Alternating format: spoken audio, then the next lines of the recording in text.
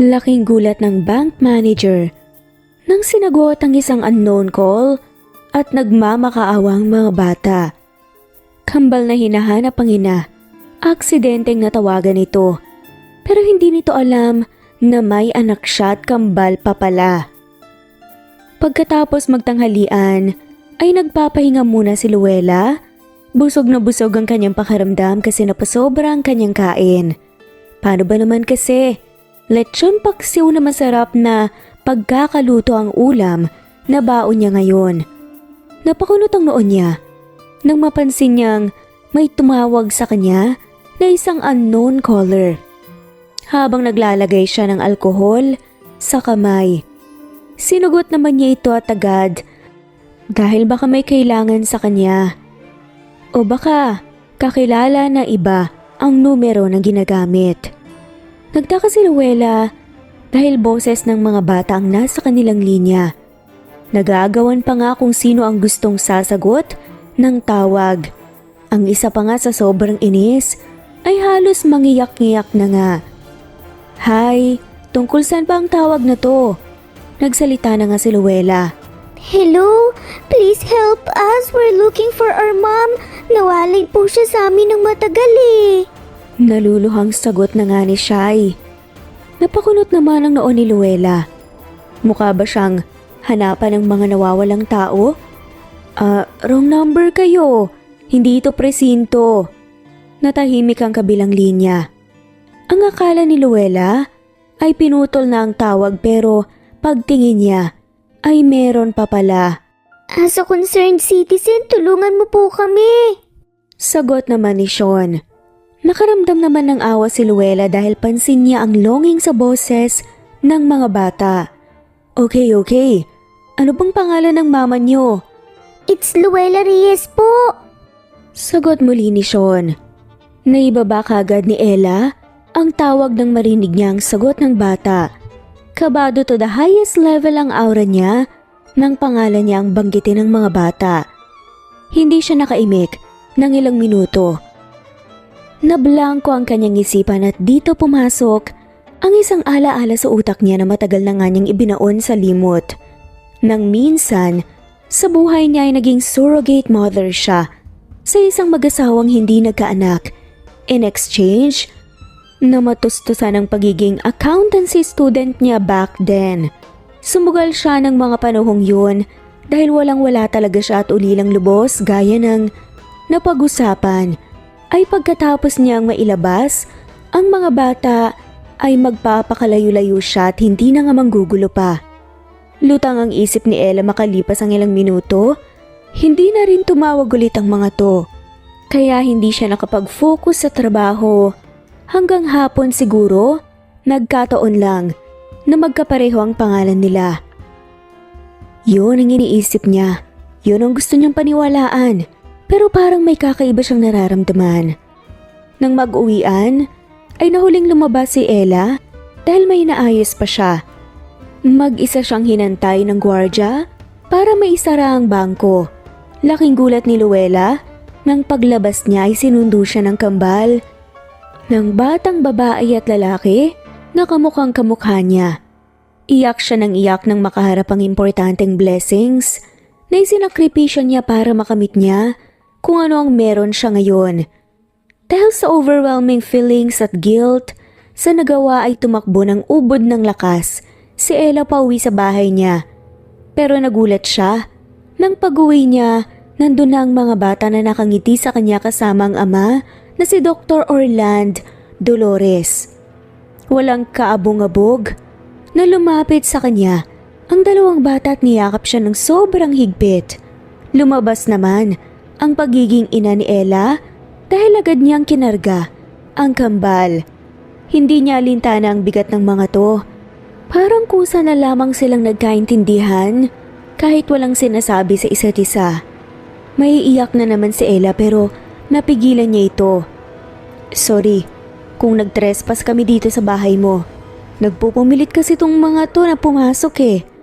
Napakunot naman ang noon ni Ella na nakatingin kay Orland. Naupo siya sa bakanteng sofa at sumunod din ang kambal at kumandong pa nga sa kanya. Napansin niyang titig na titig ang mga ito sa kanya na para bang ang daming tanong. Natatakot naman bigla si Ella dahil wala siyang planong magsalita. Paano niyo nalaman na dito ako nakatira? Napangiti si Orland. Natigilan si Ella dahil familiar sa kanya ang ngiting ito dati pa. Pero ngayon lang niya napansin ito, ang best asset ng doktor. Iba kasi ang goal niya noon kaya hindi niya napagtuunan ng pansin ang ibang bagay. Ni hindi niya napansin na gwapo pala ang ama ng kambal. Maraming paraan kung gugustuhin, Luella. At yung mga records mo dati, naitago ko pa. Pinahanap kita. Sobrang liit ng mundo. Para hindi ka mahanap. Pagpapaliwanag ni Orland. Napahinga naman ng malalim si Luella. Napatitig siya sa mga anak. Ang lalaki na ng mga to at hindi pwedeng itago ang katotohanan dahil lalabas talaga ang ebidensya. Kamukha talaga niya ang kambal. How did they know? Tanong ni Ella. Napayuko si Orland. Yana is gone. 2 years ago. Nagkasakit. Pero bago siya nawala ay sinabi niya lahat sa mga batang totoo. I don't know kung naintindihan ba nila but one thing is for sure. Pangalan mo ang naalala nila. Their real mom. Napatingin si Luella sa mga anak. Napahaplos siya sa buhok ng mga to. Yumakap naman sa kanya at yung yakap talaga na sobra ang pagkamis. Okay, so anong plano mo? Nang biglang sumabat ang kambal. Gusto ka po naming makasama, Ma'am. Me too. Magkasunod na saad ng kambal. Hindi may pagkakailang, lumaking privilege ang kambal na to. Hindi niya alam kung kakayanin niyang mag-alaga ng bata na hindi lumaki sa kanya. Pero pareho namang mababait at nakikita naman talaga niyang napalaki ng maayos ng mag-asawa ang kambal. She felt bad about Yana na namatay ito na hindi sila nagkita ulit. Okay, busy si mommy pero susubukan kong pagsabayin, okay? Sabay na nakangiti naman ang kambal. Sa kabilang banda, si Orlando ay tahimik lang na binabantayan ng kilos ni Ella. Malaki ang pinagbago ng personalidad nito, ibang-iba noong nag-aaral pa kaysa ngayon. Nakikita sa personality ng babae na matalino ito base sa nalaman niya hindi pa nag-asawa si Luella. Siguro may gusto pa itong ma-achieve sa buhay. Tumingin siya sa dalawang bata na nakakandong kay Ella. Parang ayaw nang humiwalay. Wala naman siyang napansing kakaiba sa reaksyon ng babae na inaayawan nito ang mga anak. Bagkus pangungulila ang nababanaag niya sa mga mata nito. Hindi biro ang sinakripisyo nito para tuparin ang pangarap nila ni Yana, ang magkaroon ng anak. Alam niyang nasasaktan din si Ella sa mga nangyayari pero pinilit nitong magpakatatag para matupad ang napagkasundoang bagay. Aalis na si Dad. Magpapakabait kayo rito, ha? You can stay for the night, Doc. May spare room naman dito. Aya naman ni Ella. Ngumiti si Orland. Masyadong formal kung i-address mo sa akin yan, Luella. Orland na lang para hindi ako mailang. Sige po. Nakita niyang tumayo si Ella at nagpaalam itong magbibihis muna. Pinapaiwan niya ang mga anak pero sumunod dito kay Ella paakyat ng hagdan. Naisandig ni Orland ang kanyang masakit na likod. Mabuti na lamang talaga. Wala siyang duty ngayon sa ospital kaya makakapagpahinga siya. Habang si Ella ay napapangiti naman kasi sunod ng sunod sa kanya ang mga cute na bata. Hawak-hawak pa ang kanyang magkabilang kamay at tuwang-tuwa ang mga to. Sinong kasama mo rito sa bahay mo, Ma'am? Biglang tanong ni Sean. Mag-isa lang ako. Naupo ang kambal sa kama pagpasok nila. Mga mommy at daddy mo pala? Sabi ni Shai. They're gone permanently. Matagal na yun. Ay, sorry po. Your other kids, mga kapatid po namin, kasama niyo po ba? Nakangiting tanong ni Shai. Napatawa si Ella. Hindi niya carry ang pagiging matanong ng mga batang to. Single pa ngayon si mommy wala siyang anak at boyfriend. Nagkatingin na ng kambal. Talaga po? So ibig sabihin mahal mo talaga po kami? Seryosong tanong ni Sean. Oo naman.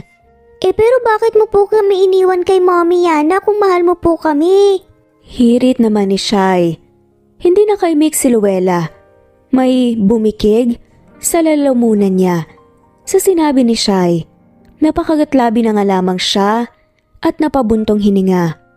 Humarap siya sa dalawang bata at ngumiti. Gusto kong humingi ng tawad sa inyong dalawa. Hindi ko may explain ngayon kung bakit dahil alam kong hindi niyo pa ako maintindihan. But one thing is for sure, mahal ko kayo. Ngumiti ang kambal. Opo, Ma'am.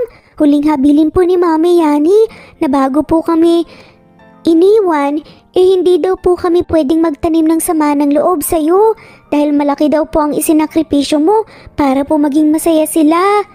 That's true. Magkasunod na saad, nila Sean at Shai. Maya-maya lang na light up na yung atmosphere. Tumalikod muna kayong dalawa dahil magbibihis si mommy. O ipikit nyo yung mga mata nyo. Nagkatawanan ng kambal, sabay talikod sa gawin niya. Samantalang si Orland, nakatulog na, napasandig sa sofa habang hinihintay na bumaba ang kambal at si Ella. Umayos siya ng upo nang marinig niyang pababa na ng hagdan ng mga to. Nakasunod lang ang mga mata ni Orland sa tatlo na pumasok sa kusina. Nakabukas naman ang pinto, kaya kitang-kita niya ang mga ito mula rito sa living room. Anong iluluto mo, Ma'am? Narinig niyang tanong ni Shai. Para sa hapunan natin. Napangiwi na lamang si Orland dahil siya yung napapagod, kakatingin sa kambal na sunod ng sunod kay Luella. Ano pong ulam? Si Sean naman ang nagtanong. Kung ano lang yung makita ko dito sa loob ng fridge. Kinis ang gulay po sa akin, Ma'am. Akin naman po pritong isda, Ma'am.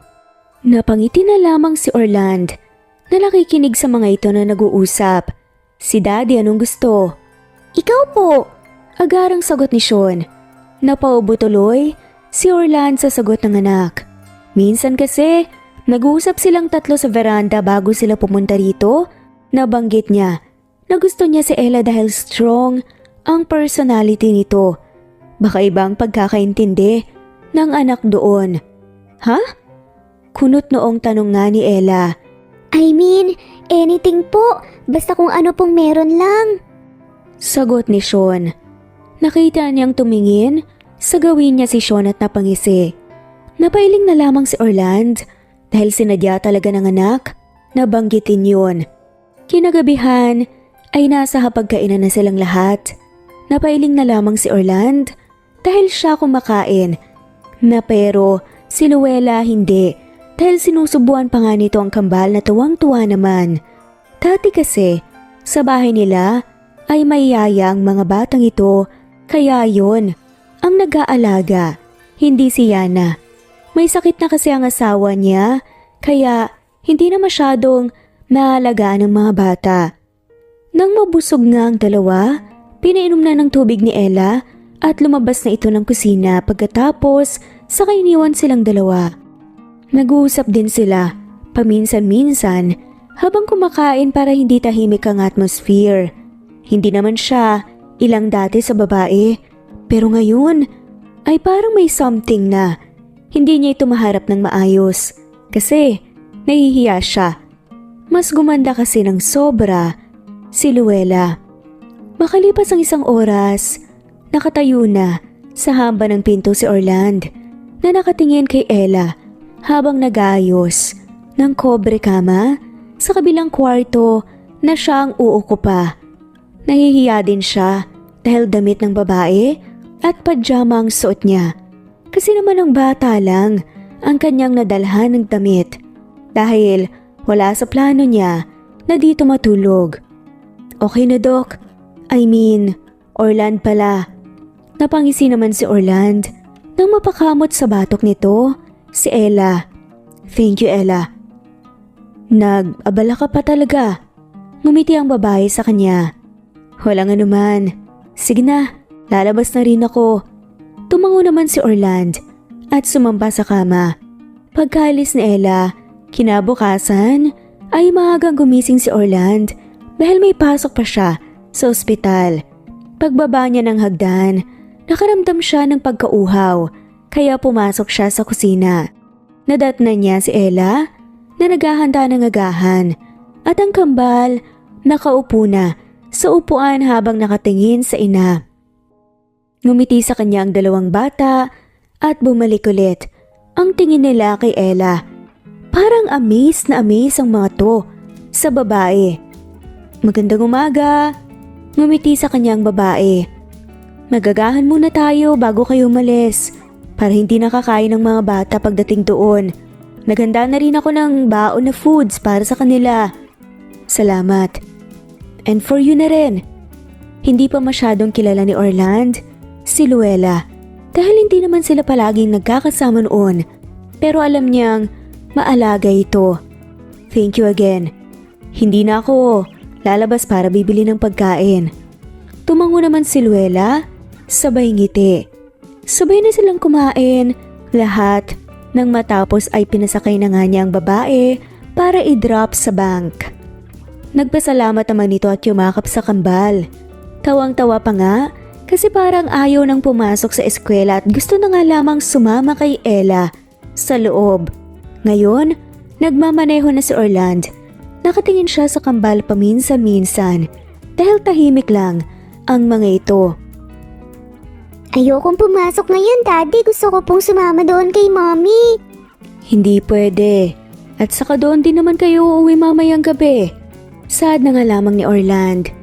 Mag-transfer na lang po kaya kami ng school. Yung malapit po doon, Daddy. Sad pa ni Shai. Napailing na lamang si Orland. Hindi pwede. Hintayin na lang nating matapos yung school year. Napasimangot ang dalawa. Nagreklamo pa nga. Wag nang matigas ang ulo. Natigil naman ang kambal at sabay na patango. Pagdating ng bahay, pinapabihisan na nga lamang niya kagad ang mga bata para maihatid na ang mga ito sa eskwela. Habang naghihintay, ay naligo na muna si Orland saka nagbihis. Nagdala siya ng bagong uniforme dahil parang kailangan ng labhan yun nandun sa office niya. Makalipas ang isang oras, ay nasa ospital na si Orland. Napakunot ang kanyang noo nang mapansin niya ang isang disposable Tupperware na nakapatong sa kanyang mesa. Habang naghihintay ng pasyente, ay tinapos na muna niya ang kanyang paperwork. Hindi niya pinansin ang nakita dahil inuunan niya ang nakitang kanyang ginagawa. Maya-maya lang ay may kumatok sa labas. Hindi na siya nagsalita pa dahil bigla na lamang bumukas ang pinto at pumasok ang kaibigan na si Alvic. Good morning, bro. Nakangiting bati pa ni Alvic. Ngumiti naman si Orland. Likewise. Alam mo ba kung kanino galing yan? Tumawa si Alvic. Parang hindi mo alam. Dapat masanay ka na. Alam mo namang masyadong caring sa'yo yung nurse natin dito eh. Nakangiting sagot naman ni Alvic. Napailing na lamang ito. Hindi siya sanay na may nagiging favoritism yung mga kasama niyang empleyado dito, especially ang nurse. Caring ba ka mo? Binigyan ka rin ba? Hindi. Ikaw lang yata ang paborito. O mas tamang sabihin na ikaw lang talaga yung gusto. Natatawang saad pa ni Alvic. Napabuntong hininga na nga lamang si Orland. Kung pagdating sa pagtatrabaho, focus lang siya. Hindi niya sinasalihan ng ibang bagay. Hindi naman niya isinasara ang puso niya sa ibang mga babae, pero ewan ba niya? Wala talaga siyang nararamdaman sa ngayon. Gumawa ka na naman ng kwento. Napahalakhak na lamang sa Alvic. Legit bro. Naging usap-usapan nga ng mga nurse station eh. Pero hindi naman dininay ni Ara. Sagot ni Alvic. Hindi na nagkomento pa si Orland. Dahil baka haba pa talaga ang usapan. Hindi pala alam ng kaibigan ng tungkol kay Ella. Hindi pa siya nagkaroon ng panahon na magkwento rito. Bandang hapon habang si Ella ay busy sa ginagawa, hindi niya napansin na tinawag pala siya ng gwardya. Pagtingala niya, kumakaway na sa kanyang mga anak na nasa labas ng bangko. Sumenyas siya sa guard na papasukin ng kambal. Pumayag naman ito at ngumiti sa kanya. Maya-maya lang naglakad na papalapit sa kanyang mga anak, sabay na nagmano sa kanya. Nagtaka naman ang teller na nakatingin sa kanila, lalo na si Diego na may lihim daw na pagtingin sa kanya. Hindi niya alam kung totoo kasi hindi naman niya itinanong. Normal kasi ang magkagusto dahil humanga sa isang tao at lahat makakaranas ng ganun. Iniwan muna ni Ella ang ginawa at hinarap ang kambal. Pinunasan niyang mukha na pinagpapawisan. "Sinong kasama niyo?" tanong ni Ella. Ngumiti si Ella at tinayos ang buhok ni Shai. Nagpatid po kami kay Ate Jai, yung kasambahay po namin. Kasi po si Dad po mamayang gabi pa po mag-out sa ospital eh. Okay. Hintayin niyo lang ako kasi may tatapusin lang akong trabaho. "Sige lang, Ma'am," sabi ni Shai. Tumayo si Ella at kumuha siya ng 2 upuan. Saka nilagay sa kanyang tagiliran para may maupuan ng kambal. Nang mag-aalas 4 ng hapon na, nagsara na nga sila sa wakas. Pinauna niyang lumabas ang mga bata dahil may inaayos pa siya sa loob. Makalipas nga ang ilang minuto ay nasa labas na sila ng bank at naghihintay ng pwedeng masakyan. Pero napalingon siya sa mga bata nang marinig niyang may tumunog na tiyan. "Sino yun?" Walang may umamin, kaya si Shai ang itinuro ni Sean. Ako po yun, nagugutom na po kasi ako, Mami. Nahihiyang sagot ni Sean. Napangiti si Luella. Pero deep inside, nag-aalala siya na pansin niyang huminto ang kotse ni Diego sa harapan nila at bumukas ang bintana nito. "Hatid ko na po kayo, Ma'am, Ella." Nakangiting sabi ni Diego. Nakita niyang masama ang tingin ng kambal sa lalaki kaya parang biglang nakaramdam ng hiya si Diego. "Salamat pero may dadaanan pa kasi kami."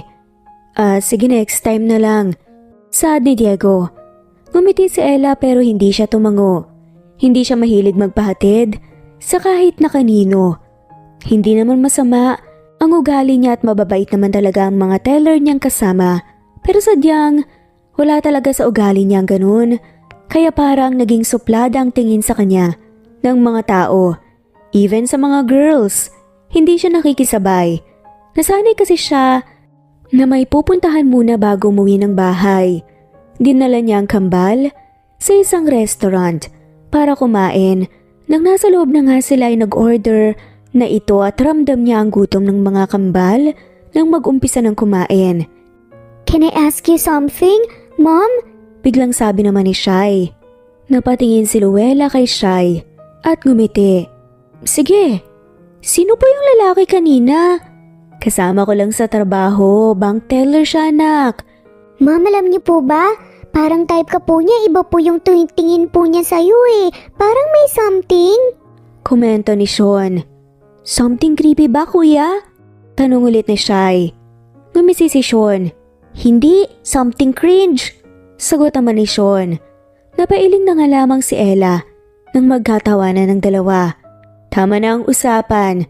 Kumain na kayo para matapos na at makauwi na at makapagpahinga. Tumango naman ang kambal at bumalik na sa pagkain. Hanggang sa matapos, naisip niya na mag-take out na lamang ng ulam para kung sakaling pupunta doon si Orland, ay may bibigay naman siya sa kakanin na lang ang lulutuin. Naubusan kasi ng stocks ang fridge niya. Hindi pa siya nakapalengke dahil naging busy siya lately. Habang si Orland nagtaka, nang pagpasok niya ng bahay ay sobrang tahimik.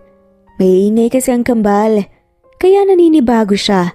Siguro nasa loob ng kwarto ng mga ito, natutulog o di kaya gumagawa ng homework. Pero nang makasalubong niya, ang kasambahay ay sinabi ng babae na nagpahatid kay Luella at hindi na nga siya hinintay. Hindi niya alam kung anong meron sa babae bukod sa ina ito ng mga bata ay gusto talagang sumama sa kanya kahit sila ang matagal nang magkasama. Iba talaga ang hagod ng isang ina sa mga anak kesa sa ama.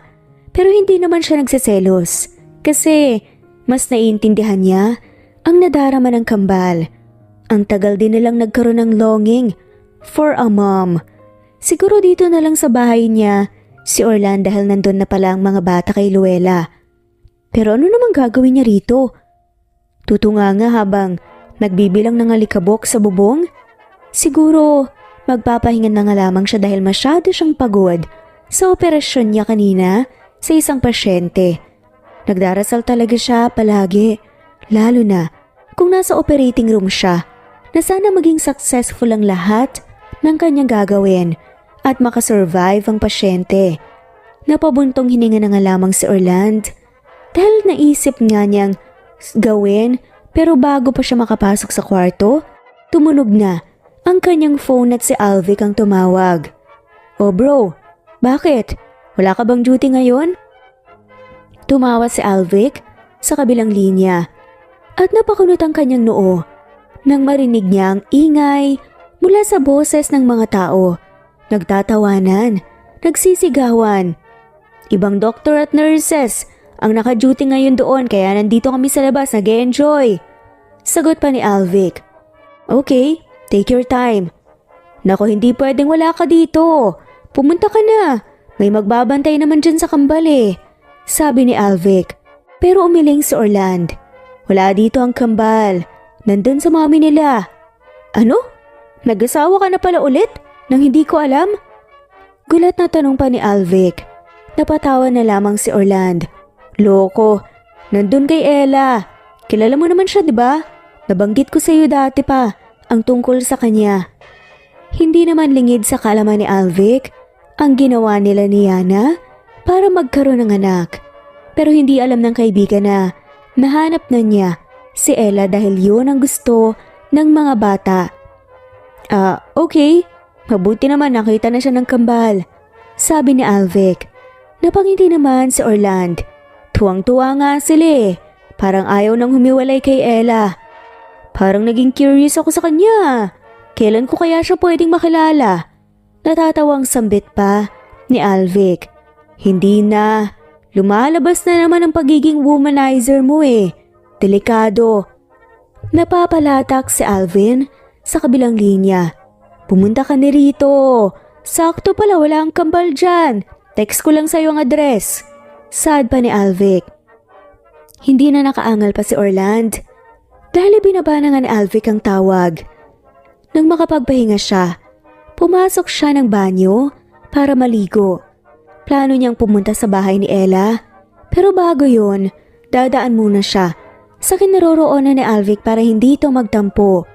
Paglabas ni Orland ng gate ay sobrang lamig ng panahon. Napayakap siya sa kanyang sarili. Napatingala siya sa kalangitan at napangiti nang mapansin ang mga bituin na nagkikislapan. Makalipas ang ilang minuto ay narating na nga niya ang isang beer house kung saan naroon si Alvic. Iginilid niya ang kanyang dalang kotse at nagmamadaling bumaba.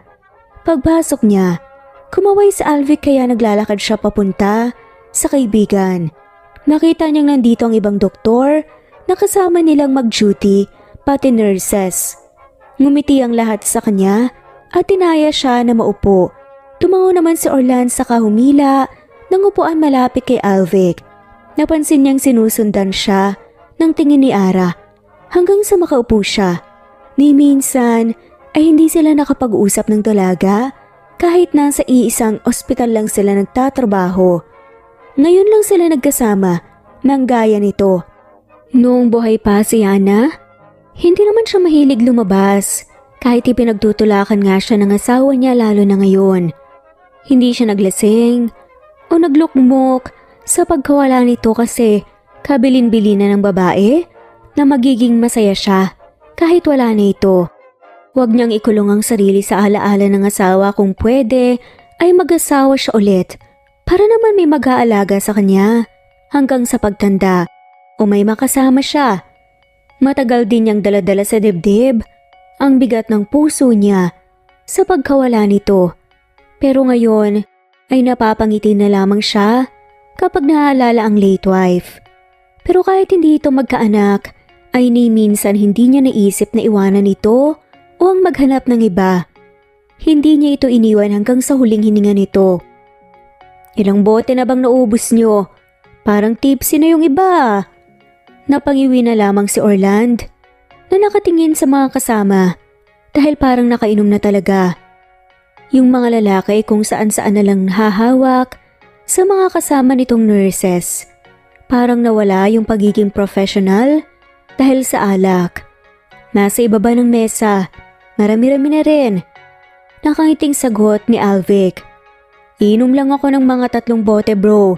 Pagkatapos alis na ako pupuntahan ko pang mga bata sa bahay ni Ella eh. Ngumiti si Alvic sa kanya. Sana inuna mo na munang pagpunta doon tapos isinama mo rito si Ella para makilala ko na. Panguyam pa nga ni Alvic. Napailing na lamang si Orland. Parang hindi siya mahilig sa ganitong ganap bro. Kaya I know na hindi ko siya mahihila sa ganitong lakad. Napakaseryoso pala ng buhay niya. Komento ni Alvic. Parang ganun na nga. Dumikit sa kanya ng kaunti si Alvic at bumulong. Pansinin mo naman si Ara. Parang hindi mo siya nakikita. Kanina ka pa niya hinahanap. Napasimangot si Orland at sinamaan niya ng tingin si Alvic. Tumigil ka nga. Parang naging matchmaker ka na sa amin ah. Hindi ko gusto yung ginagawa mo ha. Ayoko may mapaasa ako. Napahagik-gik si Alvic. Hindi naman. Nasa sayo naman kung papatulan mo pero kasi mahirap pipilit ang isang bagay na ayaw mo. Kahit kung sa akin gawin ay maiinis ako pwera lang kung gusto ko ay ako na mismo ang magbebenta ng sarili ko. Sagot ni Alvic. Mabuti alam mo. Nang makaubos ng 3 bote si Orland ay nagpaalam na siya sa lahat na mauuna na. Bago siya makapasok sa kotse, ay humabol pala si Ara sa kanya. Uwi ka na ba, Doc? Nakangiting tanong ni Ara. Hindi pa, may pupuntahan pa ako na importante. Okay, sasabihin na po sana ako sa inyo eh. Sagot pa ni Ara. Pasensya na Ara, kay Alvic ka na lang sumabay o kaya sa iba. Sige okay lang, ingat ka. Saad naman ni Ara. Kayo din. Ngumiti naman si Ara na sinusundan siya ng tingin. Kumakaway pa ito hanggang sa makaalis siya sa beer house. Makalipas ang 1 oras, narating na nga niya ang bahay ni Ella. Sinubukan niyang itulak ang gate, pero nakalock, kaya pinindot na lamang niyang doorbell. Napakagatlabi si Orland dahil baka tulog na ang babae at nakaistorbo siya pero hindi naman siya pwedeng bumalik kasi malalim na ang gabi. Saka pagod na siyang bumiyahe pa. Maya-maya lang ay parang narinig niyang sinipa ang gate pero hindi pa binuksan. Sino yan? Gabi na. Napangiti si Orland. Safety first talaga kapag ganitong oras. Ako to Ella. Pasensya na sa istorbo ah. Ikaw pala yan Doc. Teka lang bubuksan ko lang ang gate. Pagkabukas ng gate ay tumambad sa kanyang nakangiting si Ella. Hindi niya maiwasang mapatitig sa kabuuan ng babae. Lalo na ang suot nitong bestida na hindi pa lumagpas ang tuhod kaya napapalunok siya dahil napansin niya ang makinis nitong binti paitaas. 3 bote lang ng beer yung nainom niya pero parang nalasing na lamang siya bigla. Magandang gabi, bati na lamang niya. Ngumiti si Ella sa kanya. Lumapit siya rito sa baybeso at may kasama pang pagyakap. Napapikit na lamang ang mga mata ni Orland nang maamoy niya ang pabango ni Ella na parang dumikit sa kanyang katawan. He wanted more of her nang kumalas ng babae sa yakap niya. Napailing na lamang si Orland dahil iba talaga ang isip ng isang tao kapag nakainom dahil kung ano-ano na lamang ang pumapasok sa isipan. Pasok na tayo. Tumango naman si Orland at sumunod na siya sa babae. Parang may kung anong nabuhay sa pagkatao niya nang matitigan niya ang maputing talampakan ni Luella. Pasensya na talaga Kanina pa sana ako kung hindi ako dumaan doon sa mga kasamahan ko sa ospital na nagiinuman sa beer house. Okay lang. Ilang oras pa lang naman ako nakatulog dahil tinabihan ko ang mga bata. Matulog ka na ulit. Dito lang ako hihiga sa living room. Masuyong saad ni Orland. Inaya siya ni Luella sa may kusina kaya sumunod siya rito. Kumain ka na muna, kumain kami sa labas ng mga bata tapos baka ako magpunta ka. Ay nag-take out na ako ng lutong ulam para sa'yo. Sumikdo bigla ang pose ni Orland dahil sa narinig. Ang saya naman yata ng kanyang puso, kaunting bagay lang naman ang ginawa ng babae pero natouch siya ng sobra. Salamat. Ngumiti naman si Ella. Habang pinaghahanda siya ng pagkain nito, ay tahimik lang si Orland na pinagmamasdan ng babae. Ngayon lang niya nakikita na attractive pala ang babae nito, hindi niya alam kung bakit, pero may kung anong humaplos sa puso niya sa mga oras na to. Dahil lang siguro lasing siya. O ano, pero ito ang nadarama niya ngayon, nakakagulat kasi, sobrang bilis. Kain lang ng kain. Napatitig naman si Orland sa mukha ni Ella, pababa sa labi nito. Kaya nang magbigay ito ng kutsara sa kanya, ay hindi niya napansin na nahawakan niya pati ang kamay ng babae. Parang kuryente ang pakiramdam ni Orland, pero gusto pa rin niyang hawak-hawak ang kamay ni Ella, kaya lang ay binawi na ito ng babae. Kumain na rin si Orland dahil gusto na nga niyang magpahinga ngayon. Nadarama ang sobrang pagod nang makainom siya. Pahamak talaga yung si Alvic. Ayaw niya sanang pumunta pero hindi na nga siya nakaangal pa dahil hindi na siya nito kakausapin. Kumain ka na rin ba? Ngumiti sa kanya si Ella. Ang ngiti talaga ng babae sa kanya, ang nagpapahamak sa kanyang damdamin, parang nagkaroon ng butterflies sa kanyang stomach. Tapos na. Hanggang sa natapos siya sa pagkain ay hindi umalis sa kusina si Ella. Kaya ang tumayo, lumapit na rin ito para iligpit ang pinagkainan. Napahinga ng malalim si Orland nang madikit ang katawan ni Ella. Sa kanya, may kuryente talaga. Akala niya kanina lang yon at hindi na mauulit.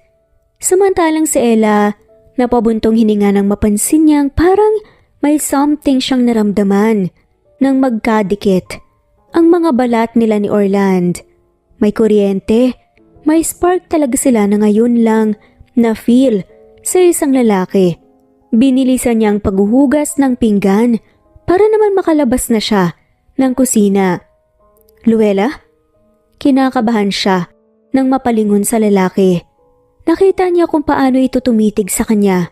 Parang may ibang ibig ipahiwatig. Bakit? Ngumiti ng sobrang tamis si Orland. Nakainom nga talaga ang lalaking to, parang nawala na sa sarili ng slight. Salamat ulit ha. Isang buwan ang nakalipas dahil sa kambal ay naging close si Ella kay Orland. Hindi naman naging istorbo sa kanya ang presensya ng lalaki sa bahay niya. Natutuwa nga siya dahil nagkaroon siya ng pagkakataon na makilala ito ng lubusan. Mabait pala ang lalaki at maasikaso. Kapag sahuran ng lalaki, ay may regalo talaga siya. Mula rito, minsan nga nahihiya na siyang tanggapin. Extra sweet din ito sa kanya na nabibigyan na niya ng kahulugan o baka nagkakamali lang siya. Dahilan para makaramdam siya ng kakaiba towards Orland. Namit na rin niya ang kaibigang doktor ni Orland na binubuska sila sa isa't isa. Imbes na magalit dahil hindi siya mahilig sa ganun, pero kinikilig siya for the first time. Pati mga bata nakikisali na rin, kaya puno ng tuksuhan ang bahay nila. Mahal na nga ni Luella ang mga bata, kaya hanggat maaari hindi na mawalay pa ang mga ito sa kanya. Baka hindi niya kayanin ang pangungulila. Hindi siya napapagod sa pagtatrabaho dahil alam niyang may naghihintay sa kanya sa bahay. Ngayon, papalabas na siya ng bank dahil hapon na at mag-uuwian na nga sila. Naghihintay siya ng masasakyan sa tapat. Nang makita siya ni Diego, kapapasok lang nito sa loob ng kotse. Nagpanggap siya. Hindi niya nakitang lalaki pero nilapitan talaga siya nito, kaya wala na nga siyang nagawa, hindi naman pwedeng tatakbo siya para makaiwas lang. Hi Ma'am Lu, wala ka bang sundo? Hatid na kita. Tanong muli ni Diego. Napangiwi sa isip niya si Ella. Wala pa naman siyang dadaanan ngayon kaya wala siyang lusot. Ayaw niya ding magtaray dahil manager siya dito.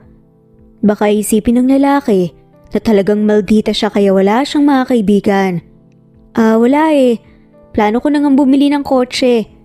Ngumiti si Diego. Tuwang-tuwa yata ito dahil pati yung mata na wala na. Meron ako doon na hindi na nagagamit, baka gusto mong bilhin. Bigay ko na lang sa'yo ng mura. Nakangiting sabi pa ni Diego. Mag-iipon pa ako, sabihan kita. Okay, sa ngayon hatid na lang muna kita. Imbita nga ni Diego. Walang choice si Ella, kundi ang tumango. Nakita naman niya kung papaano natuwa ng sobra si Diego sa pagpayag niya. Nang nasa biyahe na sila, napansin niya ang panakaw na tingin ng lalaki sa kanya. Kamusta ka naman? Wala akong nalalaman tungkol sa'yo. Wala akong napapansin na may sumusundo sa'yo sa bank. Na girlfriend ah. Ngumiti si Diego. Single po ko ma'am. Naghahanap pa nga po ng mga asawa eh. Alam niyo po bang yung mga tipo ko yung kagaya niyo? Sad pa nga nito. Natigilan si Ella sa diretsahang sagot ni Diego.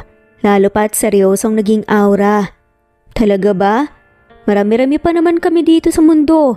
Hindi ko nga lang kamuka pero I'm sure na mas higit pa sila kaysa sa akin. Napailing ang lalaki. Tingin ko, wala na pong mas hihigit pa sa'yo mami. Sagot pa ni Diego. Alam ni Ella kung saan ito papunta. Kaya maghanap siya ng pwede nilang maging topic. Alam mo napansin ka ng mga kids ko, gwapo ka raw. Sad pa nga ni Ella. Tumawa si Diego. Parang ayaw akong maniwala na may... Sinabi talaga silang ganun. Nahiling na sabi ni Diego. Ngumiti si Ella. Wala naman sa ugali niya ang magkwento ng tungkol sa nangyayari sa buhay niya. Hindi naman sa lahat ng oras ay sasabihin mo sa ibang taong tungkol sa personal mong buhay. Tama din pero walang tatay. Hindi ko kasi nakikita na sinusundo ka. Tanong ni Diego. Napahalakhak si Ella. Nakita niyang parang naging dismayado si Diego. Nag-iba na ang mood nito na wala ang pagiging palangiti. Siyempre merong tatay. Hindi lang ako nasundo kasi busy sa ospital, doktor kasi yun. Hindi nakaimik si Diego. Seryoso na ito sa pagmamaneho kaya hindi na rin nagsalita pa si Ella. Samantalang si Orland nakasimangot na umuwi ng bahay ni Ella. Nawala ang kanyang magandang mood nang makita niya si Ella na sumakay sa isang kotse na lalaking nagmamaneho. Napahinga siya ng malalim dahil selos na selos siya. Isang buwan palang mahigit ang nakalipas pero parang natamaan na siya ng sobra sa babaeng yun.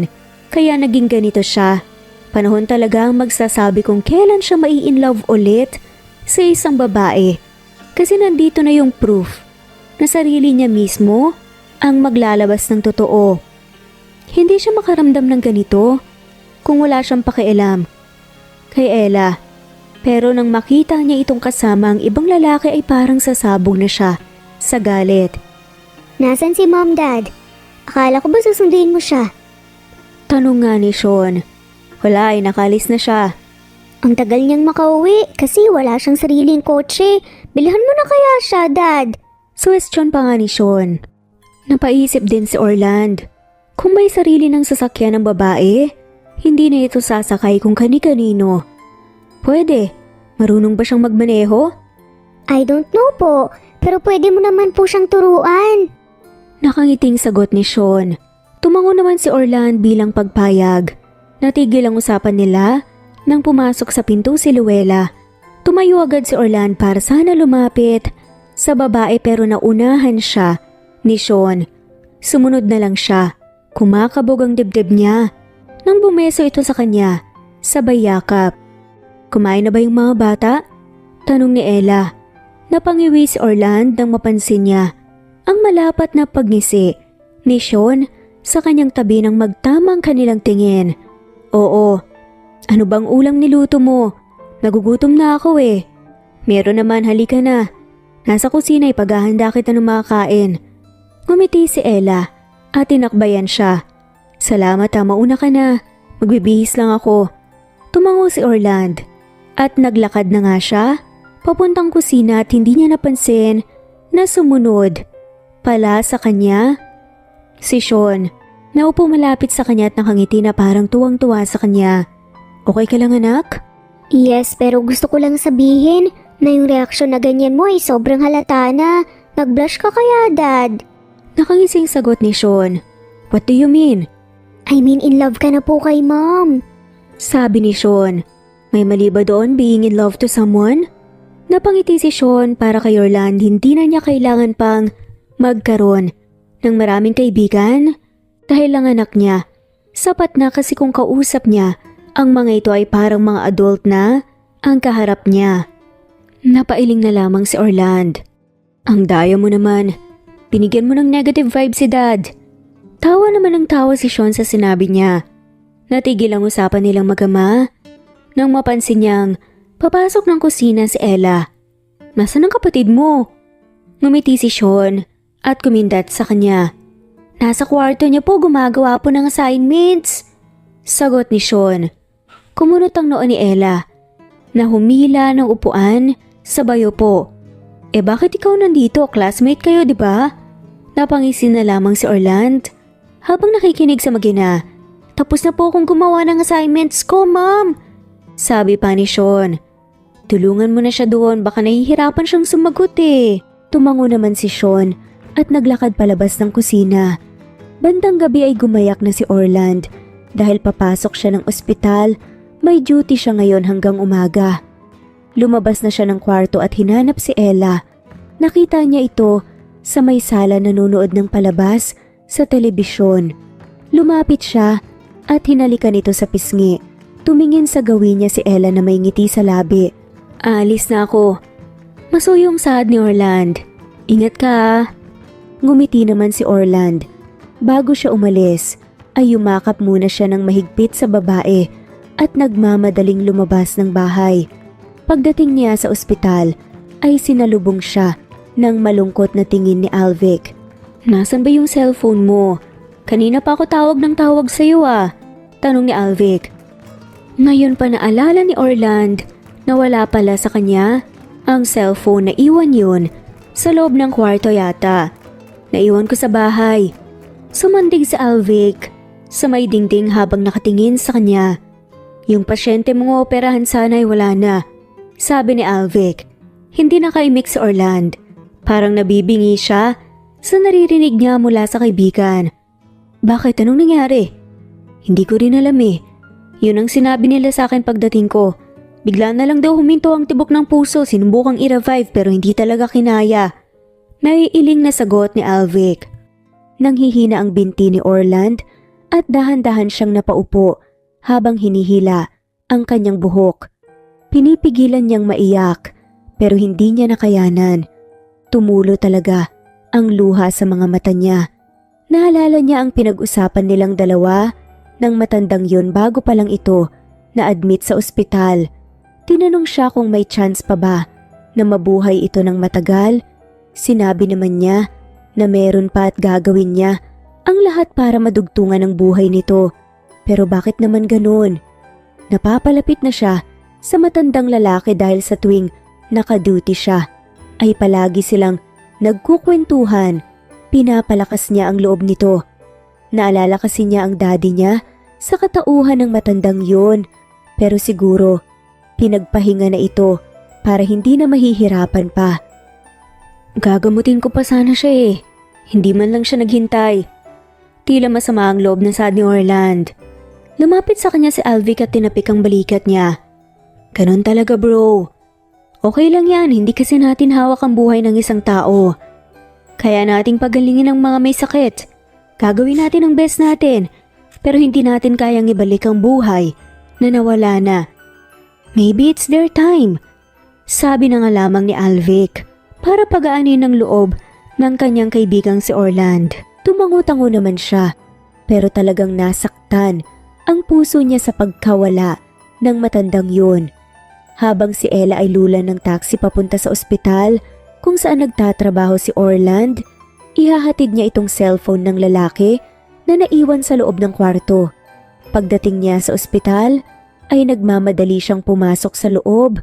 Napapatingin sa bawat sulok para hanapin ang lalaki. Maya-maya lang ay nakita niya ito sa may pasilyo katabi si Alvic. Napakunot ang noo ni Ella nang mapansin niyang napaupo si Orland at namumula ang mga mata nito. Pagkalapit niya ay biglang tumayo si Orland at niyakap siya ng mahigpit, sabay hagulgol ng malakas. Nagkatinginan naman silang dalawa ni Alvic at nakita din niya ang isang nurse sa may kabilang side na nakatingin sa kanila. Yung isang matandang pasyente na malapit sa akin na wala na. Hindi na niya ako hinintay na magamot siya. Napabuntong hininga na lang si Ella. Yun pala ang dahilan kaya naging emosyonal si Orland. Hinagod-hagod naman niya ang likod nito para pakalmahin. Lahat tayo mawawala, pero nauna lang siya sa atin. Kayang-kaya mo yan kahit masakit ay kailangan nating tanggapin. Sad na nga lamang ni Ella. Ang bigat lang talaga sa pakiramdam. Parang ayoko nang may nawawala sa akin. Napailing si Ella. Nauna siyang kumalas ng yakap kay Orland at pinunasan niya ang basa nitong mukha at inayos ang nagulong buhok na may kasama pang halik sa pisngi. Tama na, uwi na ako. Inihatid ko lang itong cellphone mo na naiwan sa bahay. Hindi na ako magtatagal kasi ang mga bata lang ang naiwan doon. Tumango naman si Orland. Hindi na nahiya may pahabol pang yakap bago siya sinamahan palabas ng ospital. Napakunot ang noo ni Ella nang mapansin niya ang babae kanina na malungkot na nakatingin sa kanila. Sino ba yun? Bago pa bumalik si Orland sa loob ng ospital, ay hinintay muna siya nito na makaalis ang taxi na sinasakyan niya. Samantalang si Orland ay gumaan ang pakiramdam. Nang makita niya saglit si Ella pagbalik niya, ay tinukso siya ni Alvic. Parang gusto ko ring magkaroon ng isang Ella bro. Wedding bells na ba? Nakahising sambit pa ni Alvic. Masyadong atat ka naman. Hindi pa pwedeng one at a time? Napahalakhak si Alvic. Ang hina mo naman kasi. Ligawan mo na agad bago ka pa maunahan ng iba. Sabi ni Alvic. Sumimangot si Orland. Hindi naman siya papayag ng ganun. May biglang haharang sa plano niya. Napangiwi siya ng maalala ang may-ari ng kotse na naghatid sa babae noong nakaraan. Naghahanap pa kasi siya ng tamang timing para hindi magulat si Ella. 2 linggo ang nakalipas ay parang walang ganang pumasok ng trabaho si Orland. Dahil doon sa nangyari, ayaw na niyang humarap sa mga pasyente dahil baka maulit na naman. Pero kahit sa ayaw man niya o sa hindi, ay kasama na niya sa buhay niya ang kanyang propesyon na ito. Matapang naman siya, sadyang nagkataon lang na naging importante sa kanya ang matandang yun dahil ang lalim magbigay ng payo at word of wisdom, kaya tinamaan yung puso niya. Kahit papaano ay nababawasan naman ang kanyang lungkot dahil sa kambal at kay Ella, the love of his life. Magmula nang mawala si Yana, ilang taon na rin, ngayon lang siya nakaramdam ulit ng pagmamahal sa ibang babae, kaya hindi niya hahayaang dadaan lang ito sa buhay niya na wala siyang gagawing aksyon. Paano niya malalaman kung mahal din siya ni Ella kung hindi niya sasabihin? Sa sumunod na araw ay parang walang ganang pumasok ng ospital. Si Orland, nakahiga lang siya sa kama at parang walang ganang bumangon. Hindi siya kumilos sa kinahihigaan kahit narinig pa niyang bumukas ang pinto. Napangiti siya nang makitang si Ella pala ito. Nasa bahay pala siya ngayon ng babae. Magmula nang maging close sila ay hindi na niya gustong umuwi sa bahay niya.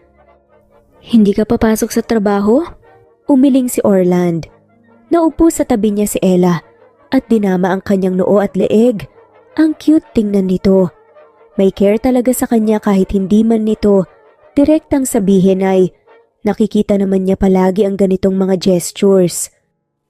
Mag-leave na siguro muna ako. Sad ni Orland. Ganun? Sayang yung perang makaltas sa sahod mo. Natawa na lamang si Orland. Sayang pero kailangan din ng pahinga ang katawan ko.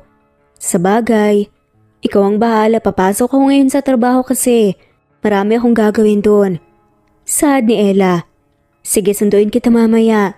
Maraming salamat. Yumakap muna siya rito bago ito lumabas ng kwarto. Bandang hapon ay sobrang normal ang araw. Tahimik at walang exciting na nangyayari kaya nag-iisip siya sa kung ano ang pwede niyang gawin. Bago niya sunduin si Ella, ay sinundo muna niya ang mga bata sa school dahil isasama niya ang mga ito. Pero bago pa siya makapunta doon ay nag-text na sa kanya ang kasambahay nila na nakauwi na ang mga bata kaya nagmaneho na siya papunta doon. Pagdating niya ng bahay ay sakto namang pababa ng hagdan ang kambal at napakunot ang kanyang noo nang napansin niyang nakabihis ang mga ito. May nakita siyang 2 regalo sa 2 bouquet ng chocolate at flowers. Hi Dad, mabuti naman naabutan mo pa kami. Nakangiting sabi ni Shai. Anong meron? Bakit may mga gifts? Kumunot ang noo ng kambal. You didn't know, Dad? Tanong ni Sean. Ang alin? It's Mom Ella's birthday today. Saad nga ni Shai. Ito nga ang sumagot. Napangiwi na lang si Orland. Hindi din naman niya alam o nakalimutan lang niya sa dami ng kanyang iniisip. Nakalimutan ko pero ngayon alam ko na. Saad ni Orland. Nagkatawanan ng kambal. Yung mga bata ay may regalo na para kay Ella at siya din ay hindi pwedeng wala siyang maibigay sa babae. Nagpunta siya sa garahe at tiningnan niya ang kotse na nabili niya noong nakaraang taon na hindi pa niya nagagamit kahit isang beses. May oras pa naman kaya nilinisan niya muna para maalis ang alikabok na nakapasok kahit may nakabalot naman. Maya-maya lang ay inilabas na niya at hinintay na niya na lumabas ang kambal, dala ang regalo ng mga ito para kay Ella. Makalipas ang 1 oras ay lulan na sila ng kotse papunta sa bank kung saan nagtatrabaho si Ella. Naisip niya na mas magandang magregalo kung bagong bili yung gamit. Kaya nagpadala siya ng mensahe kay Alvic na baka pwedeng ihanap siya ng magandang pambabae na kotse, ipabalot niya at palagyan ng ribbon sa unahan, saka ipa-deliver sa bahay ni Ella as soon as possible. Nagpasa din siya ng pera sa bank account nito para sa bayad ng kotse. Nagpa-reserve din siya ng table for 5 person sa isang restaurant para sa hapunan nila na may kasamang birthday cake. Habang si Ella ay nasa labas na ng bangko dahil hinihintay niya si Orland na sunduin siya. Sobrang tahimik dahil walang alam na birthday niya. Busy silang lahat, naka-duty naman si Diego kanina. Pero parang hindi siya nito kilala. Hinahayaan na lang din niya dahil umpisa pa lang hindi naman siya close sa mga teller niya. Regarding sa work ay pwede pa. Maya-maya lang ay napansin niya ang bagong sasakyan na paparating pero hindi siya nag-expect na si Orland ito. Kaya nagulat siya nang pagbukas ng bintana ay lumabas ang ulo ng kambal. Hi Ma'am, pasok na po. Nakiting sabi ni Shai. Tumango naman si Ella nang may ngiti sa labi pero bago pa niya mahila ang pinto ay naunahan na siya ni Orland. Sa mga ganitong gestures, siya na in love sa lalaking ito. Sana kung saan man si Ma'am Yana ngayon ay sana mapatawad siya kasi hindi niya napigilang mahalin ang asawa nito. Ang bango niyo ngayon ah. Ano bang meron? Mumiti ang kambal sa kanya. Lumapit kung saan siya nakaupo habang tumatakbo ang kotse. Happy birthday Mom. Wish you all the best in life. Sana mahalin mo kami hanggang dulo.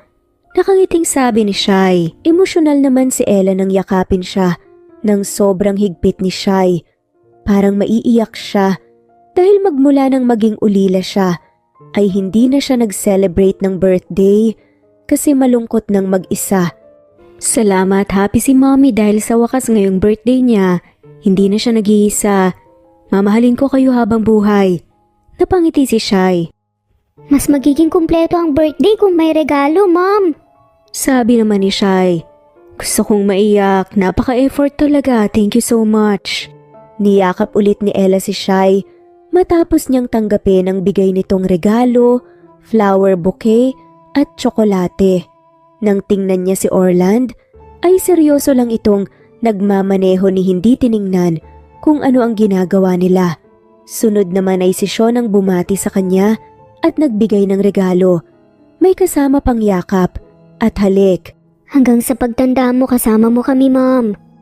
Sabi naman ni Sean, "Maraming salamat anak." Sagot ni Ella at halos maluha-luha pa nga siya at sabay niyang niyakap ang kambal. Huminto ang kotse ni Orland sa isang mamahaling restaurant. Ngayon pa lang siya napadpad sa lugar na ito. Naunang bumaba si Orland para maalalayan siya kasama ng mga bata. Napapatingin naman sa buong paligid si Ella at naramdaman niya na ang gaan ng atmosphere. Pagtingin niya ay nakita na niya si Orland na pumasok sa loob. Ang kasama niya ay ang kambal na lang na hawak siya sa magkabilang kamay. Pagdating nila ay naglalakad na sila papunta sa kanilang table at nakita niya si Orland na nakatayo sa kamay hawak ng cake. Kitang-kita niya ang tuwa sa mga mata ng lalaki na nakatingin sa kanya. Ang sarap ng naging ngiti nito. "Happy birthday, Ella." Ngumiti si Ella at lumapit sa lalaki. Ang wish niya ngayong birthday niya na kung bibigyan man siya ng matinong boyfriend ay sana gaya ni Orland. Masayang-masaya si Ella dahil hindi niya alam na may ganito palang surprise ang mga ito. Pagkatapos siyang kantahan ng mga bata ay inutusan siya ng mga ito na ihipan na yung kandila. Sinindihan ni Orland ang kandila, nag-wish muna siya bago niya hinipan ang kandila. Nang matapos ay yumakap siya kay Orland at nagpasalamat. Makalipas ang isang oras ay nakaupo na silang lahat at nagsimula ng kumain. Na conscious si Ella dahil kanina pa niya napapansin na pasimpleng tumitig sa kanya si Orland. Nang mahuli niya ito ay ngumingiti lang sa kanya. Pagkatapos nilang kumain ay naisipan nilang maglakad-lakad muna sa city at nagpapaalis ng kabusugan. Tawa ng tawa si Ella dahil naghahabulan ng kambal at nagpaikot-ikot sa kanila. Nakasimangot naman si Shai dahil hindi nito mahuli ang kuya nito. "Tama na yan, baka mamaya ay may iiyak at magsuntukan pa sa inis." Tumigil ang kambal sa paghahabulan. Nang mapagod ang mga bata ay nagyaya na silang umuwi na kaya pumayag na rin si Ella. Napailing siya nang maisip na nakakapagod pala ang sobrang kabusugan. Pagdating ng bahay ay napakunot ang noo ni Ella nang mapansin niyang may nakabalot na kung anong bagay sa labas ng bahay niya. May ribbon pa sa unahan. "Anong laman yan?" Clueless din ang kambal kaya walang sumagot sa naging tanong niya. Pero lumapit sa kanya si Orland. Yumakap sa baywang niya na may ngiti sa labi. Isinandig pa nito ang ulo sa balikat niya at naglalambing. "Happy birthday. At yan ang regalo ko para sa'yo. Buksan mo na agad para malaman kung ano." Napangiti na lang si Ella pero wala siyang ideya kung ano ang laman. Inakay pa siya ng kambal palapit sa nasabing regalo. Inumpisahan na ni Ella na buksan ang regalo ni Orland. Napanganga siya nang makita kung ano ang nasa loob. Bagong-bago na pambabaeng kotse ang nakita niya na kulay sky blue. Agad siyang lumingon kay Orland, nakangiti na nakatingin sa kanya. Bakit naman kaya sasakyan ang regalo sa kanya ng lalaking ito? Maraming salamat, pero magkano to?" Napatawa ng malakas si Orland dahil sa tanong ng babae. "Ano ka ba? Huwag mo nang tanungin ang presyo, nagustuhan mo ba?" Ngumiti si Ella. Pero nagdadalawang isip siya kung tatanggapin ba niya. Hinihintay ni Orland ang sagot niya habang nakaakbay ito sa kanya. "Tanggapin mo na, Mom. Minsan lang kung magregalo yan si Dad." Nakaiting sabi naman ni Sean. "Paano ba yan? Hindi ako marunong magmaneho eh." Nagkatawanan silang lahat. May bago siyang sasakyan pero ang problema, hindi pala siya marunong magmaneho. "Huwag kang mag-alala. Nandiyan naman po si Daddy, tuturuan ka naman po niyang magmaneho." Hirit pa ni Shai. Tumango-tango naman si Orland sa tabi niya at kinindatan siya. Nang maalis na ang box, pati yung ribbon ay sinubukan na ni Orland Naimaneho sumakay naman silang tatlo at nagpaikot-ikot sa buong village. Unang napagod ang kambal, kaya nauna ang mga ito na pumasok sa loob ng bahay. Naiwan silang dalawa ni Orland sa labas.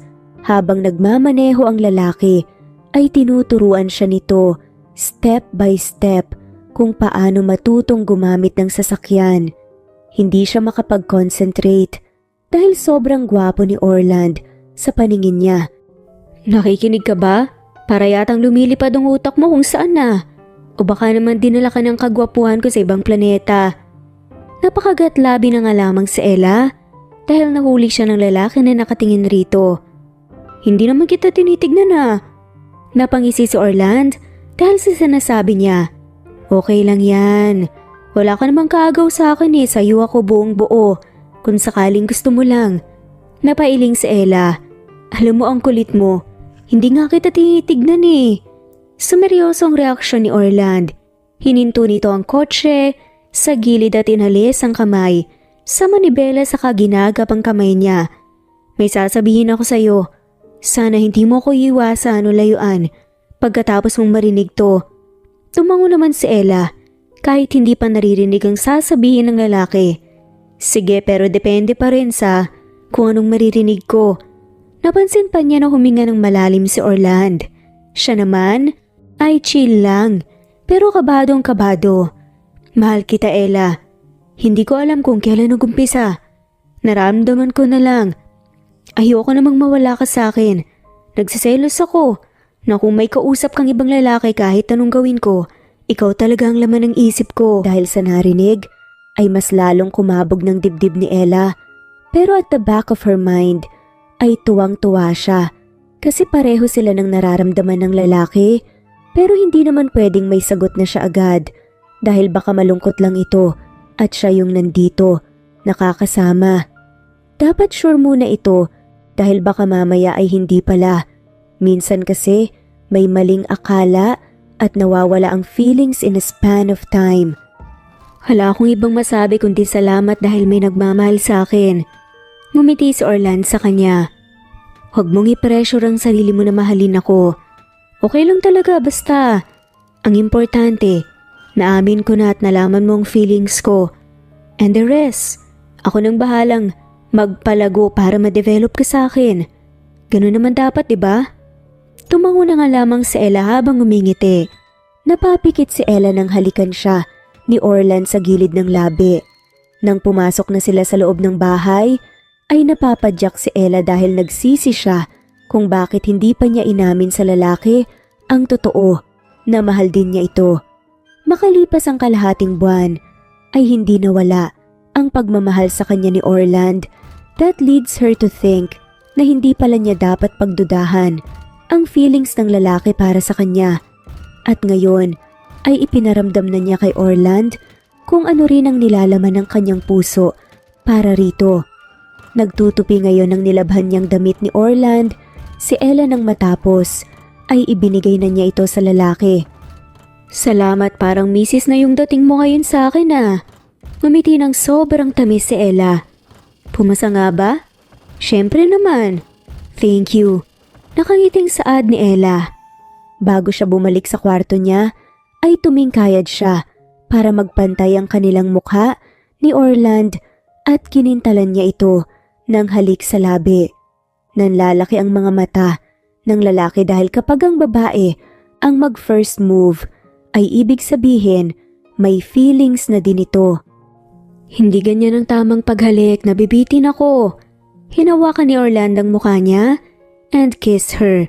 Nadala na nga sa sitwasyon si Ella, kaya nabanggit niya ang katagang nagpapasaya sa puso ni Orland. I love you. I know, I love you too. Nagngitian sila pagkatapos at pinagdikit ni Orland ang kanilang mga noo. Sa sumunod na 2 buwan, samantalang si Orland ay nag-celebrate ng kanyang birthday, wala na siyang mahihiling pa kundi bigyan siya ng mahabang buhay to spend that to the one he loves dearly, mga anak niya at si Ella. Okay naman ang relasyon nilang dalawa, sobrang fruitful at exciting everyday. Hindi nagkamali ang puso niya sa pagpili kay Ella para maging partner at inspiration. Happy birthday, hon. Anong gusto mong gift? Sobrang lapad nang naging pagngiti ni Orland. May naisip ako. Pwede bang sabihin? Nakangiting sad na lamang ni Orland. Sure. Yumakap naman si Orland sa nobya at ngingiti-ngiti. Anak, ang gusto kong gift. Okay, ilan ang gusto mo? Pili ang tanong naman ni Ella. Napatingin ni si Orland kay Ella at seryoso ang mukha ng girlfriend na hindi tumatawa. E di isa na muna. Sure. Saad pa nga nito. Nagpasalamat naman si Orland. Gusto niya sana ng maraming baby. Pero hindi naman pwedeng iungot niya palagi. Kasi hindi naman biro ang maglabor. Natawa siya dahil gusto din ng kambal ng mga kapatid. Biro ni Ella ay damihan daw nila. Sila-sila lang ang nandito sa bahay. Hindi na siya nag-imbita ng maraming bisita. Ang tangi niyang hinintay ngayon ay ang kaibigan. Hindi niya alam kung nasaan nag-file daw kasi ng leave. Nang dumating ito ay nagtaka si Orland dahil may pasa sa gilid ng labi tapos parang namumugto ang mga mata na galing sa mahabang pag-iyak. Nagpaalam siya kay Ella na lalapitan niya muna ang kaibigan. Happy birthday bro, pasensya ka na, hindi sana ako pupunta eh. Kaya lang naisip ko na baka magtampo ka. Sabi ni Alvic. Bakit ka ba nag-file ng leave? Bakit may pasa ka? Sinong kaaway mo? Sunod-sunod na saad nito. Bakit ka ba nag-file ng leave? Humila nga ng upuan si Alvic sa bayo po. May personal problem ako bro. Sa ating dalawa ako yung mahilig mga sar pero palangiti. Pagdating sa problema hindi ko na kinaya. Nag-breakdown ako, tumiyak. Sagot ni Alvic. Ano bang problema yan, tungkol saan? Napahilot sa sentido si Alvic. It's my girlfriend. May problema siya sa akin tungkol na sa hindi niya pagbubuntis. Kahit ang tagal na namin. Gusto na niya ng anak eh. Sino bang hindi, di ba? Nag-away kami. Sinabihan niya akong baog. Siyempre napaisip din ako. Paano kung totoo? Ano nga mangyayari? Sunod-sunod na saad ni Alvic. Napailing si Orland. Have you checked yourself? Hindi bro, natatakot ako sa magiging resulta eh. Hindi ko matanggap na baka totoo ang paratang sa akin ng girlfriend ko. Napabuntong hininga si Orland. Mag-usap kayong dalawa. Sabay kayong magpa-check up para malaman kung sino talaga ang may diferensya. Napabuntong hininga si Alvic. Hindi na kami aabot doon bro. Dahil naghanap na siya ng sperm donor without consulting me. Nahuli ko sa kondo. Ayun, nagsuntukan kami. Litanya ni Alvin. Nakaramdam si Orland ng awa sa kaibigan.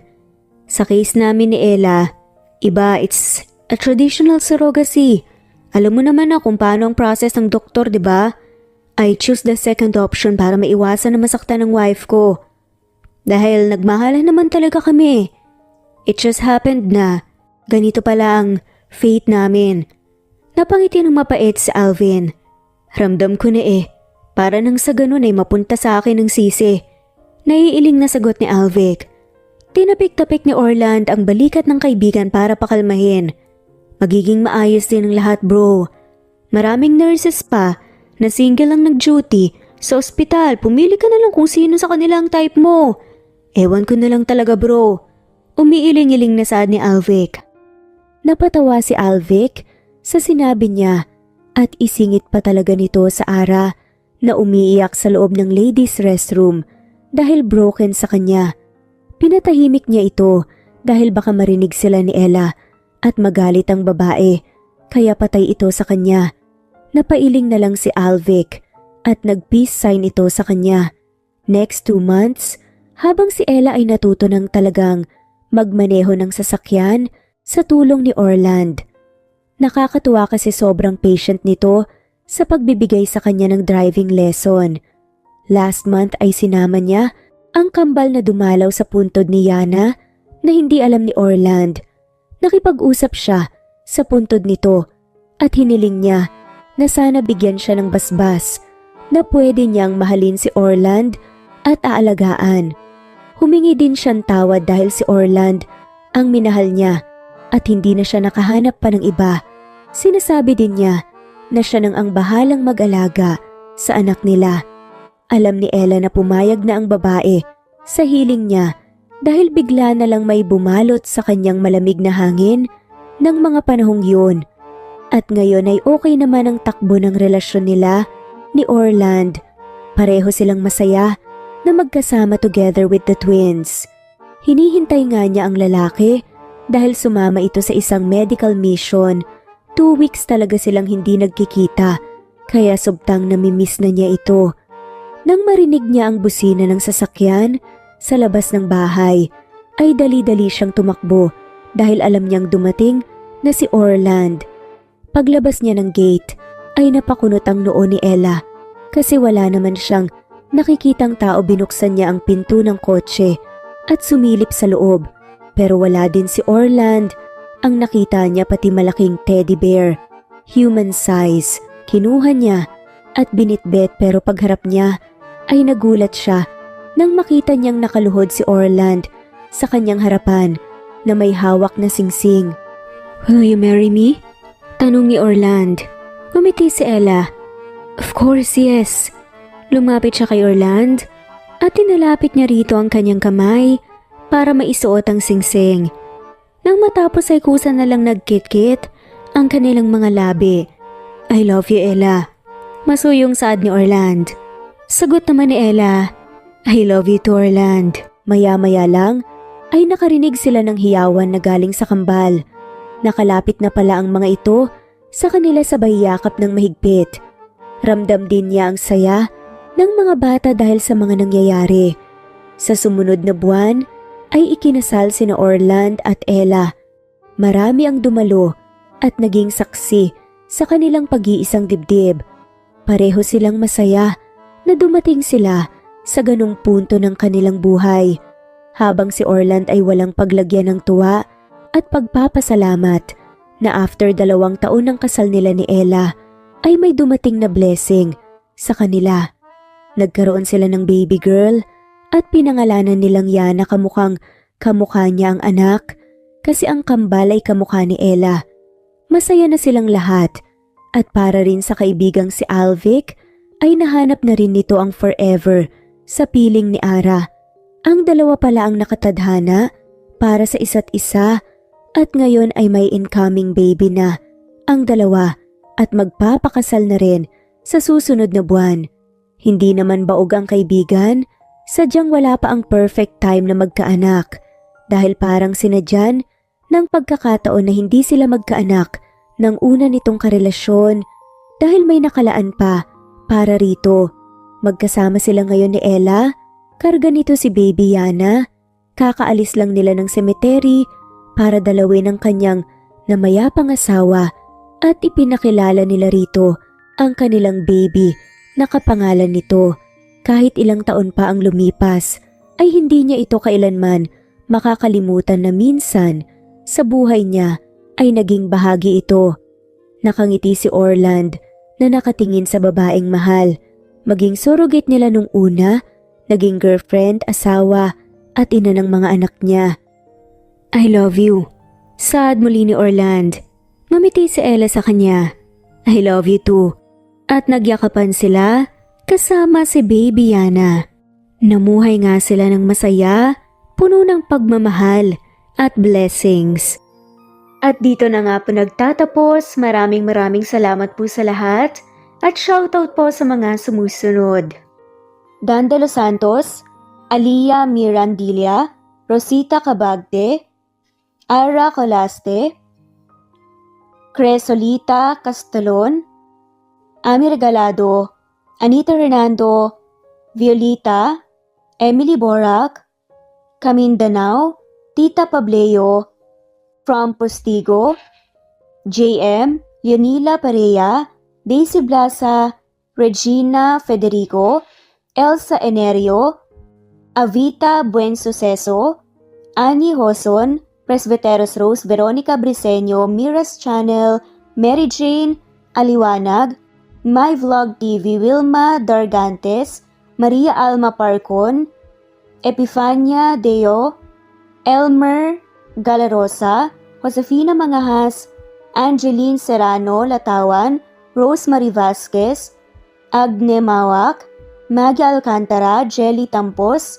Rama Butch, Prescavilla Havana, Epifania De Ocares, Emily Kinlog, Wilma Dargantes, Liliano Bebe, Fritzy Kagiat, Eileen, Annalie Flor, Ana Flor Psycho, Jude Love, Prailin Tugade, Epifania Deo, Emma Ruth Peniro, Lorena Edea, Natalie De Guzman, Rosita Nicolas, Julie Ladiana, Jeyo Cadtec, Beth Sardina, Shirley Alberto, Emma Ruth Peniro, Mercy Villantes, Hartley, Jocelyn Tansing, Not Green Fox, Belen, Franca, Dolores, Leticia Kaabay, Evangeline Zamora, Geraldine, Francis Pilapil, Daisy Blaza, Mercy Villantes, Mary Rose, Linda,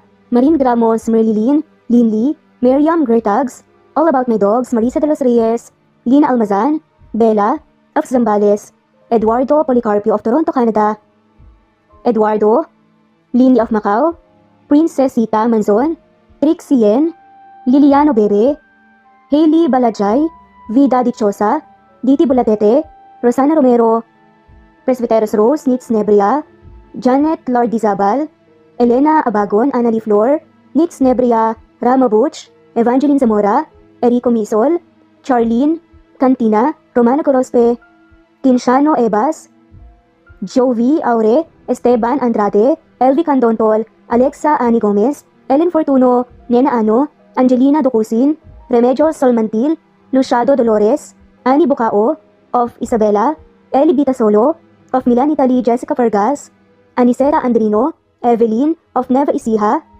Diana Agana, Marites Nitura of Saudi Arabia, Eva Violeta, Gerald Schiff, Lynn Lee, Veronica Briseño, Carmencita Falcon, Merlin Diaz, Helen Murillo, Natalie Navarro, Honey Villasenor of Kuwait, Annie Hoson, Merlin Barosa, Maria Luisa San Jose, Lina Cruz, Teresita Schmid, Eda Minguez, Connie Valmoria Escapades, Sara Bartonico, Melanie Juan, Precious Mago, Mila Gonzalez, Ana Victoria, Merlin Baroza, Rosemary Corpus, Rosemary Vasquez, Merlin, Lisa Nesbet Anaban, Iler Carub, Flor Cabrera, Jeyo Caddet, Shane Santiago, Nino Regidor, Elira Ramirez, Mary Rose Carillo Jesusa, Enday Samante, Enday Lebra, Yolanda Tejida, Honey Villasenor, Tessie, Marichan, Ann Mariano, Wilma Guzman, Gabrielio, Lu, Maria Rica Natividad, Melanie Juan, Anita Hernando, Teresita Arevalo, Raquel Magno, Carmencita Falcon, Floredet, Nat Green Fax, Luz Templo Nuevo, Teresita Schmid, Flor Cabrera, Virginia Salazar, Luz Templo Nuevo, Leia, Madeline Tagle, Wilma Villafuerte, Isaac Ablon, Menchita de Belen, Federico, Mercy Edrosolo, Fe, Adamson Machas, Quinshano Ebas, Eli Ramirez Elizabeth Kilas, Harem Ruhi, Julius Edna Romero, Charlie Angelina Samia Emma Gadiano, Rosemary Vasquez, Lisa, Estelita Mahia, Elvi Candontol, Corazon Danke of University of Eastern Philippines University, Teresita, Neil Bacolor, Evangeline Zamora, Charlie Jane Clemente, Susan Upaga, Susan Rodrigo, Fred Deliza de Guzman, Juby Hernandez, Helen Murillo, Edarlina Fahil, Rosie, Juliet Kaday, Kuya Atok, Betty Losnong, Crescen, Susana, Tessie, Rumbawa, Lovina Galang, Aida Jurado, Emily Kinlog, Mirna Hamero, Liz Berito, Gabrielio, Juan Spotify, Imelda Fortes of Columbus City, Larry Malapaya, Dens, Remy's Life Official, Ellie Evangelist Anderson, Choi, Ri, Jasmine Baya, Jerowina Aquino, Eme Gruba, Marilyn Babula, Shane Villarmino, Beth Sardina, Gabriel, Nino Regidor, Nel Abrogar, Rosemary Vasquez at shoutout na rin po sa lahat ng mga walang sawang sumusubaybay. Maraming salamat po.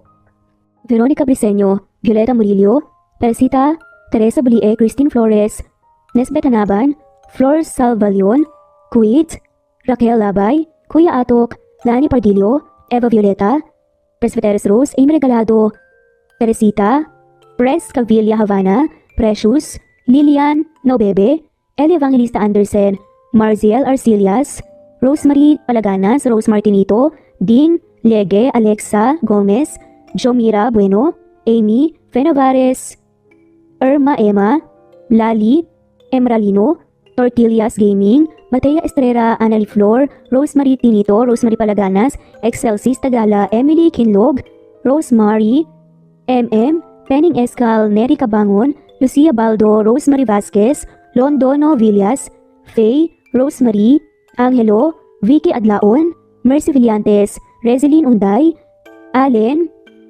Ace, Nino Regidor, Jeyo Cadtec, Escapades Matilda, Irma Valerio, Agustina Aniceto, Cecilia Alvior, Naitan Canada, Lily Roda Barcial, Eli Ramirez, Doris Day Pangan, Lynn Lee of Macau, Reyes, Rebecca Tezuka, Noel Macero, Rizalina Credo, Mitchie Karch, Romel Carion, Juliet Panlilio, Lynn, Merlilyn Zenny Marion, Wenoni Anya Lucas from Bacolod City, Merlina Aparata, Annalyn Nantes, Flordet, Lorena Utod, Faye, Anita Hernando, Roach Ann Rodriguez, at shoutout na rin po sa lahat ng mga walang sawang sumusubaybay. Maraming salamat po.